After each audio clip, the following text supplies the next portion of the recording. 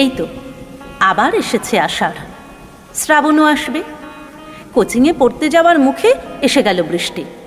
আসো, আজ যেতেই হবে। ভিজে গেছিস যে? তুইও তো ভিজেছিস। আর কেউ আসেনি? স্যার কোথায়? মেয়েটা বলল। ছেলেটা কোনো উত্তর দিল না।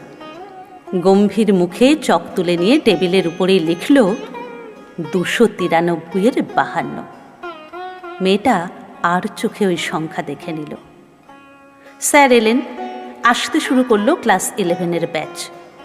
ব্ল্যাকবোর্ড ভরে গেল ইন্টিগ্রাল ক্যালকুলাসের সমস্যায়। মঙ্গলবারের পর আবার বৃহস্পতি। মেয়েটা এসেছে একটু আগেই। তার হাতে ডট পেন দিয়ে লেখা 299-68 দেখালো ছেলেটাকে। অঙ্কের ক্লাস আবার পরের মঙ্গলবার।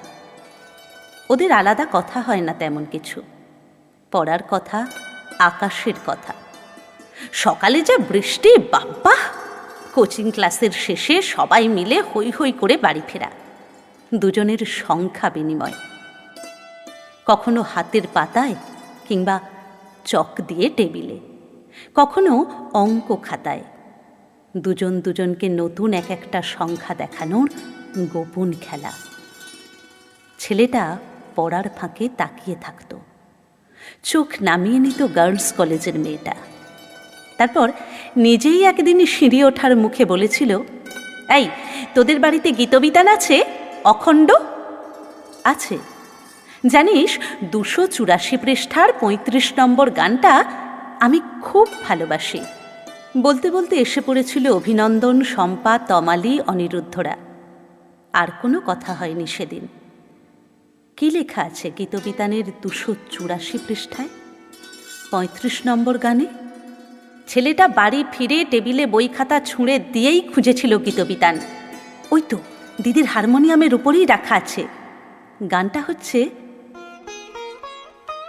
ওগো কাঙাল, আমারে কাঙাল করেছ, আরও কি তোমার চাই। আচ্ছা, শেষ লাইন, হায় আরও যদি চাও, মরে কিছু দাও, ফিরে আমি দিব তাই। ফিরে দেবে?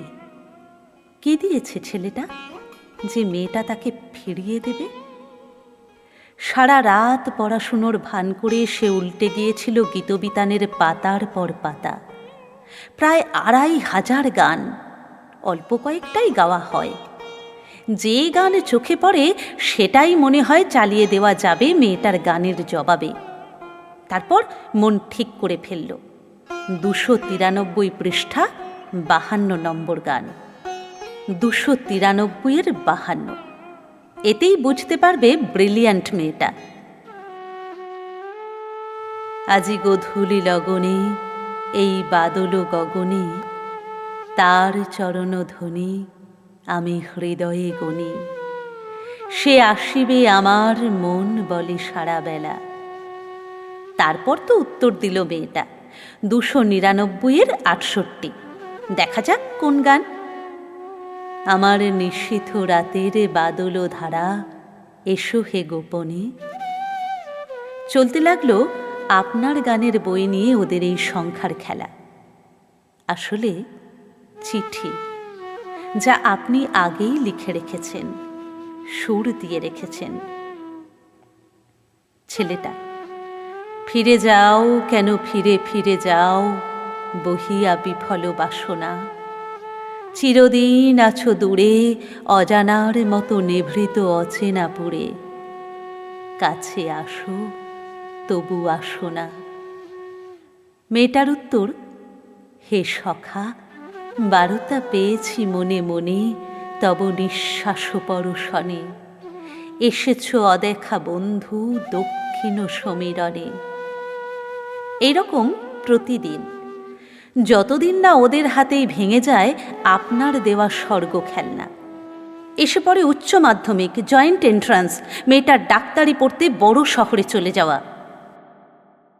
সংসার বাঁচানোর জন্য বাপমরা ছেলেটার দিনে চাকরি আর ক্লান্ত সন্ধ্যায় নামমাত্র কলেজ। শেষ গানে মেয়েটা বলেছিল, অনেক কথা যাও যে বলে কোনো কথা না বলি, তোমার ভাষা বোঝার আশায় দিয়েছি জলাঞ্জলি। উত্তরও ভেবেছিল ছেলেটা, আমার একটি কথা মাসি জানে, জানানো হয়নি আর। এখনো এই পৃথিবীতে থাকে ওরা, দেখা হয় না।